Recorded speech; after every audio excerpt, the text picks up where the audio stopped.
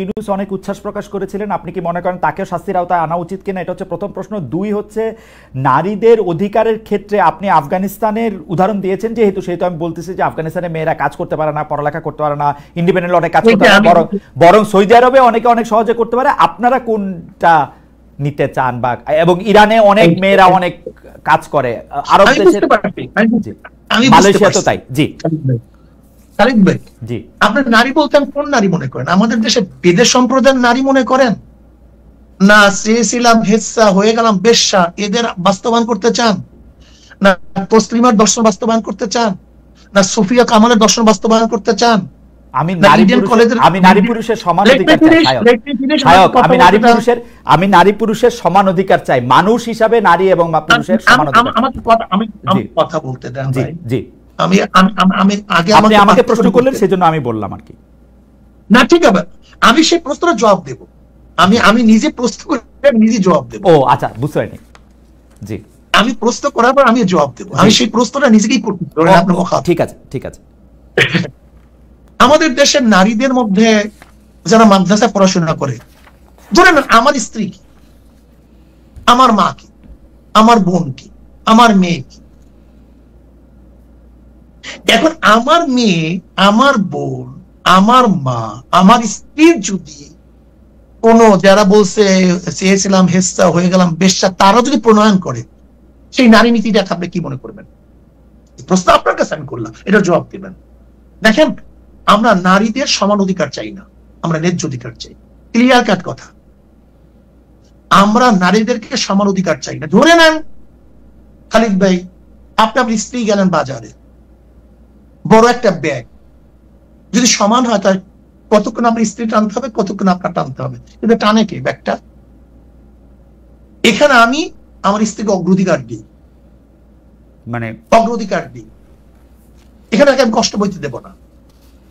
ধরে নেন 2 মণ একটা বোঝা, এটা আমি স্ত্রীর মাথায় তুলি না স্বামীর মাথায় তুলি, এখানে আমি স্ত্রীকে কষ্ট দেব না। আমি স্ত্রীর ন্যায্য অধিকার চাই। যেই আমি যদি ধরে নেন ইসলাম যদি শরিয়া যদি বাস্তবায়ন হয়, আমরা একই ঘরে 2টা চাকরি, যেমন স্বামীও ডিসি আর স্ত্রীও ডিসি হবে আর একজনের, আর আমার মা বোন নায়িকা থাকবে, এরকম না। বরং যেই ঘরে চাকরি নেই, যেই নারীর চাকরির প্রয়োজন, আমরা খুঁজে খুঁজে সেই নারীকে ডেকে ডেকে চাকরির ব্যবস্থা করি। শায়ক, আপনি আমাকে যখন কথা বলতে দিবেন তাহলে আমাকে দিয়েন আর কি, আমি কয়েকটা নোট নিচ্ছি। আমি আমার বক্তব্য শেষ করলে কথা সুবিধা। জি জি জি। যেমন নারীর শিক্ষা, নারীর শিক্ষা ইসলামের মধ্যে নবী আলাইহিস সালাতু বলছেন আম্মাজান আয়েশা থেকে সুলুস বা নিস ইলম শেখার জন্য। আমাদের এমন কোন মুহাদ্দিস নেই যারা নারীদের উস্তাদ মানে না। আমাদের মুহাদ্দিসদের মধ্যে নারীদের উস্তাদ ব্যতীত কোন মুহাদ্দিস হাদিস পড়াতে পারে না। নারীর মধ্যে শিক্ষা নাই মানে? আম্মাজান খাদিজা কুবরা রাদিয়াল্লাহু তাআলা ব্যবসা থেকে আমার নবী আলাইহিস সালাতু ওয়াসাল্লাম ব্যবসা শিখছেন এবং তিনি প্রতিষ্ঠিত হয়েছেন। আমরা ইসলামিক যদি হুকুমত করতে পারি, তা নারীরা বড় বড় ধনী হবে, আমরা তাকে ব্যবসা বানায় দেব। উম্মে সালমা রাদিয়াল্লাহু তাআলা যখন হুদায়বিয়া সন্ধির সময়, কেউ, আমি সংক্ষেপে বলতেছি, কেউ নবী আলাইহিস সালাতু ওয়াসাল্লাম কথা অনুযায়ী হালাল হচ্ছিলেন না, তো উম্মে সালমা রাদিয়াল্লাহু পরামর্শ ক্রমে হালাল হয়েছিলেন। এখন কেউ যদি মনে করেন যে নারীবাদী মানে হলো তাকে ওই অমুকের দর্শনে চলতে হবে, এইটাই নারীদের সমান অধিকার, এইটাই মানি না। আমি মনে করি যেখানে নারীদের যতটুকু ন্যায্য অধিকার প্রতিষ্ঠা করা দরকার, আমরা সেখানে নারীদেরকে সেই ন্যায্য অধিকার প্রতিষ্ঠা করব।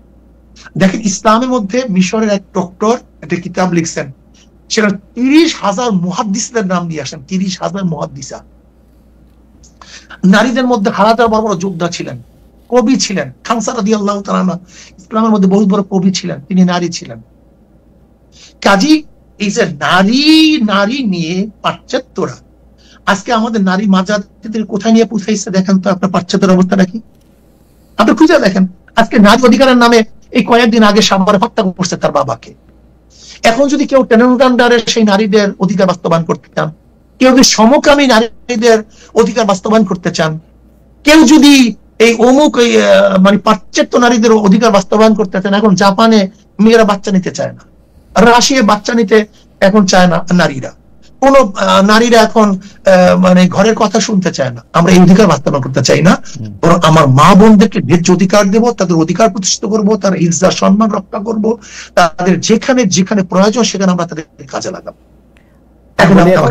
আমি বলি হ্যাঁ শায়ক, আপনাকে ধন্যবাদ। শায়ক, আমার অনেকগুলি প্রশ্ন, আপনি যদি একটু ছোট ছোট করে জবাব দেন যে আপনাদের যে নারী নিয়ে বা বাংলাদেশে শরিয়া প্রতিষ্ঠা করা নিয়ে যে আপনাদের আদর্শ, সেই আদর্শের সাথে আপনারা ওই দিন যাদের সাথে মহাসম্মেলন করেছেন অর্থাৎ জামায়াত, এনসিপি এবং অন্যান্য দলগুলি, তারা কি আপনাদের সাথে একমত কিনা, বা এই ব্যাপারটা নাও হতে পারে? ঠিক আছে, এইবার আপনি নারীদের ন্যায্য অধিকারের কথা বলেছেন শায়ক। নারীদের ন্যায্য অধিকারটা আসলে কে ঠিক করে দিবে? নারীদের ন্যায্য অধিকারটা কি শায়ক আপনি ঠিক করে দিবেন, নাকি নারীরা এরকম ভাবে ন্যায্য অধিকার নিতে পারবে যে ধরেন সে বিশ্ববিদ্যালয়ে পড়লো, পড়ার পরে সে চাকরি করবে কি করবে না, ঘর করবে না বাচ্চা নিবে না, কি করবে সেটা সে তার মতো করে ঠিক করবে, সেটা সে ঠিক করবে, নাকি এটা রাষ্ট্র বা আপনি যারা রাষ্ট্র পরিচালনা করবেন তা ঠিক করে দিবে? রাষ্ট্র আপনার উপর কিছু নির্দেশ আইন দিয়ে দেয়, আবার রাষ্ট্র আপনার কিছু কাজ করার জন্য দেয়। ওকে, একটা রাষ্ট্র কিন্তু ব্যক্তিরও কিছু কাজের অনুমতি দেয়। ওকে, শরীয়ত এইভাবে আছে। তার মানে সংবিধানে কি মেয়েদের জন্য আলাদা আইন হবে যে নারীরা এটা করতে পারবে, পুরুষরা এটা করতে পারবে? না, এরকম পুরুষদের জন্য আইন থাকবে যে পুরুষ এটা করতে পারবে না, মানলাম, মানে নারী পুরুষের জন্য আলাদা আইন হবে কিনা সংবিধানে? এটা থাকবেই, প্রত্যেকের জন্য আছে। বাংলাদেশে এখন সংবিধানে নাই নারী পুরুষের জন্য আলাদা নাই। তাহলে আপনার এখন বাংলাদেশের আপনারা যে সমস্ত নির্দিষ্ট আসনগুলি রেখেছেন, না না, এটা আইন না। আমি বলতেছি বাংলাদেশে কোন পেশায়, আমাকে একটু বলেন যে এই সিটে এই জায়গায় সংরক্ষিত আসন অন্য কেউ নির্বাচন করতে পারবে না, কিন্তু আইন না? এটা তো আপনি বলুন, এটা আইন না? হ্যাঁ আইন, কিন্তু সেটা তো পজিটিভ ডিসক্রিমিনেশন। আইন মানে কি? আপনি হুজুর, আপনার সাথে আমি তর্ক করে পারবো না, কারণ হচ্ছে যে আমি তর্কের মুডে নাই, আপনি আমাকে বলেন বাংলাদেশের সংবিধান নারী পুরুষের, এখনকার সংবিধান নারী পুরুষের সমান অধিকার দেয় কিনা? নারীদের উপর জুলুম করে, নারীদের প্রতি সমান অধিকার নাই। আমার নারীরা দর্শিত হয়, আমার নারীরা ডিভোর্স হয়। পৃথিবীর যেসব দেশ অ্যাবসলিউট শরিয়া আইনে যেসব দেশ চলে, সেই সব দেশেও নারীরা ধর্ষিত হয়।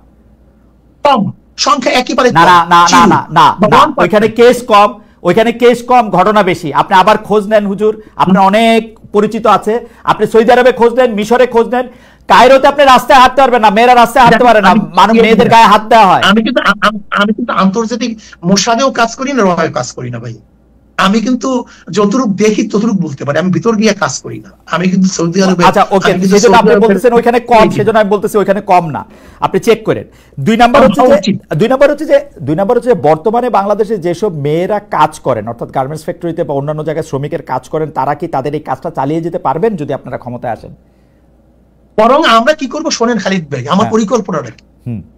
আজকে রাত তো একটার সময় আমার মেয়েদেরকে, আমার বোনদেরকে ছেড়ে দেয়, কোথায় থাকে, কোথায় যায়, কিভাবে করে, তার ইজ্জত আবরুর সংরক্ষণ কি করে, দায়িত্ব কে নিয়েছে?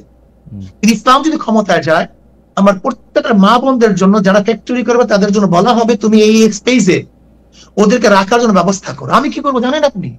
যদি আমরা ইসলাম ক্ষমতায় যাই, তা আমি প্রত্যেকটা প্রতিষ্ঠানের মধ্যে নারীদের জন্য শিক্ষার ব্যবস্থা রাখবো। যেরকম ইউরোপে আমরা ছাত্রীরা পড়তে যায় কি করে? পার্ট টাইম কাজ করে, পার্ট টাইম পড়াশোনা করে। ঠিক আমিও প্রত্যেক ইন্ডাস্ট্রিদের কাছে সিস্টেমটা এইভাবে রাখবো, তারা 5 ঘন্টা 4 ঘন্টা পড়াশোনা করবে আর তাদের জীবন নির্বাহ করার জন্য কাজ করবে। তারা ঘর সংসার করবে না।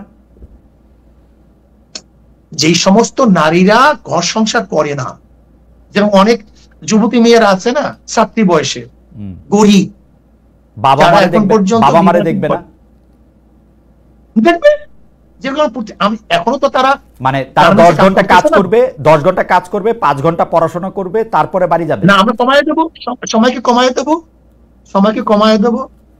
আমরা তো নিজের আত্মসাৎ করি, শ্রমিকদেরকে দিকেও তাকাই না। ওকে, যেমন শ্রমিকদেরকে 1 টাকা, আমরা সেখান থেকে নেই 10,000 টাকা। ওকে, কিন্তু আমরা পার্সেন্ট শ্রমিকদের কাজ কমায় দেবো, বেতন বাড়ায় দেবো।